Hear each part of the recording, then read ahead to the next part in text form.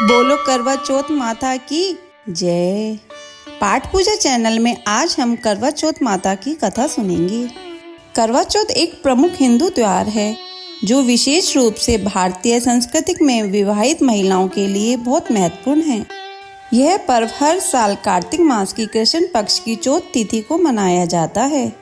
इस दिन महिलाएं अपनी पति की लंबी उम्र और सुख समृद्धि की कामना के लिए निर्जला व्रत रखती हैं। करवा चौथ का पर्व सिर्फ एक धार्मिक अनुष्ठान नहीं, बल्कि यह पति पत्नी के बीच अटूट प्रेम, सम्मान और समर्पण का प्रतीक है।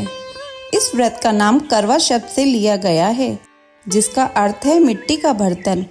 प्राचीन काल में करवा चौथ का व्रत रखने वाली महिलाएं मिट्टी के बर्तन में जल लेकर चांद की पूजा करती थी। यह पर्व पति के प्रति निष्ठा और सच्चे प्रेम का एक उदाहरण प्रस्तुत करता है। यह व्रत न केवल विवाहित महिलाओं के लिए महत्वपूर्ण है, बल्कि यह परिवार और समाज के लिए एकजुटता और प्रेम का संदेश भी देता है। करवा चौथ का व्रत करने वाली महिलाएं पूरे दिन निर्जल रहती हैं और केवल चांद के निकलने पर ही अपना व्रत खोलती हैं। इस दिन महिलाएं अपने पति के लिए विशेष पूजा करती हैं और चांद को देखकर अर्घ देती हैं।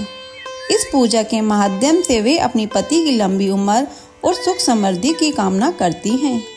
इस पर्व की तैयारी में महिलाएं सुबह से ही विशेष प्रकार की तैयारियों में जुट जाती हैं।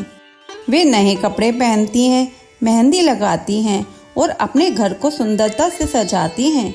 शाम को जब चांद निकलता है, तब महिलाएं चांद की पूजा करती हैं और अपने पतियों के साथ मिलकर पारंपरिक मिठाइयाँ और व्यंजन का आनंद लेती हैं।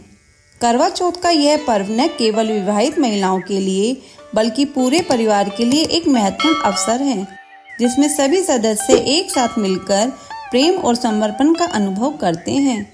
यह कथा इस व्रत के महत्व को समझाती है और हमें यह सिखाती है कि सच्ची भक्ति और प्रेम से हर मुश्किल को पार किया जा सकता है। आइए अब हम करवा चौथ की प्रसिद्ध कथा सुनते हैं, जो इस पर्व के पीछे की गहरी भावना और प्रेम को उजागर करती है। करवा चौथ व्रत कथा। एक साहूकार के 7 लड़के और एक लड़की थी। एक बार कार्तिक मास की कृष्ण पक्ष की चतुर्थी तिथि को सेठानी सहित उसकी 7 बहुएं और उसकी बेटी ने भी करवा चौथ का व्रत रखा। रात्रि के समय जब साहूकार के सभी लड़के भोजन करने बैठे तो उन्होंने अपनी बहन से भी भोजन कर लेने को कहा। इस पर बहन ने कहा, भाई अभी चांद नहीं निकला है, चांद के निकलने पर उसे अर्घ देकर ही मैं आज भोजन करूंगी। साहूकार के बेटे अपनी बहन से बहुत प्रेम करते थे। उन्हें अपनी बहन का भूख से व्याकुल चेहरा देख बेहद दुख हुआ। साहूकार के बेटे नगर के बाहर चले गए और वहां एक पेड़ पर चढ़कर अग्नि जला दी। घर वापस आकर उन्होंने अपनी बहन से कहा, देखो बहन, चांद निकल आया है, अब तुम उन्हें अर्घ देकर भोजन ग्रहण करो। साहूकार की बेटी ने अपनी भाभियों से कहा, देखो चांद निकल आया है, तुम लोग भी अर्घ देकर भोजन कर लो।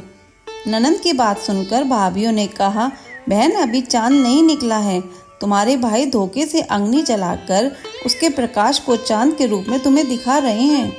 साहूकार की बेटी ने अपनी भाभियों की बात को अनसुनी करते हुए भाइयों द्वारा दिखाए गए चांद को देख अर्घ दिया और खाना खाने बैठ गई। उसने जैसे ही पहला टुकड़ा मुंह में डाला तो उसे छींक आ गई। वहीं दूसरे टुकड़े में बाल निकल आया। इसके बाद जैसे ही उसने तीसरा टुकड़ा मुंह में डालने की कोशिश की तो उसके पति की मृत्यु की खबर आ गई। जब उसे अपने किए हुए दोषों का पता लगा तो उसने पश्चाताप किया। गणेश जी की प्रार्थना करते हुए विधि विधान से पुण्य चतुर्थी का व्रत करना आरंभ कर दिया। श्रद्धा अनुसार सबका आदर करते हुए सबसे आशीर्वाद ग्रहण करने में ही मन को लगा दिया। इस प्रकार उसकी श्रद्धा भक्ति सहित कर्म को देखकर भगवान गणेश उस पर प्रसन्न हो गए और उसके पति को जीवन दान देकर उसे आरोग्य करने के पश्चात धन संपत्ति से युक्त कर दिया। इस प्रकार करवा चौथ की कथा हमें यह सिखाती है कि सच्चे प्रेम और निष्ठा से हर बाधा को पार किया जा सकता है। यह पर्व केवल एक व्रत नहीं, बल्कि पति पत्नी के रिश्ते की गहराई और समर्पण का प्रतीक है। जब एक पत्नी अपने पति के लिए निर्जल व्रत रखती है तो यह दर्शाता है कि उसका प्रेम और समर्पण कितना गहरा है। बोलो करवा चौथ माता की जय। बोलो गणेश भगवान की जय। गणेश जी विनायक की कहानी। एक अंधी बुढ़िया थी जिसका एक लड़का और लड़के की बहू थी। वह बहुत गरीब थी। वह अंधी बुढ़िया नित्य प्रति गणेश जी की पूजा किया करती थी। गणेश जी साक्षात सन्मुख आकर कहते थे कि बुढ़िया माई तू जो चाहे सो मांग ले। बुढ़िया कहती मुझे मांगना नहीं आता, सो कैसे और क्या मांगू। तब गणेश जी बोले कि अपने बहू बेटे से पूछकर मांग लो। तब बुढ़िया ने अपने पुत्र और पुत्रवधू से पूछा तो बेटा बोला कि धन मांग ले और बहू ने कहा कि पोता मांग लो। तब बुढ़िया ने सोचा कि बेटा बहू तो अपने अपने मतलब की बातें कर रहे हैं। अतः उस बुढ़िया ने पड़ोसी से पूछा तो पड़ोसी ने कहा बुढ़िया तेरी थोड़ी सी जिंदगी है, क्यों मांगे धन और पोता। तू तो केवल अपने नेत्र मांग ले जिससे तेरी शेष जिंदगी सुख से व्यतीत हो जाए। उस बुढ़िया ने बेटे और बहू तथा पड़ोसियों की बात सुनकर घर में जाकर सोचा जिससे बेटा बहू और मेरा सबका ही भला हो जाए वह भी मांग लूं और उसने अपने मतलब की भी चीज मांग लूं। जब दूसरे दिन गणेश जी आए और बोले बोल बुढ़िया क्या मांगती है, हमारा वचन है जो तू मांगेगी सो ही पाएगी। गणेश जी के वचन सुनकर बुढ़िया बोली हे गणेश राज, यदि आप मुझ पर प्रसन्न हैं तो मुझे 9 करोड़ की माया दे, निरोगी काया दे, अमर सुहाग दे, आंखों में प्रकाश दे, नाती पोते दे और समस्त परिवार को सुख दे और अंत में मोक्ष दे। बुढ़िया की बात सुनकर गणेश जी बोले बुढ़िया तूने तो मुझे ठग लिया।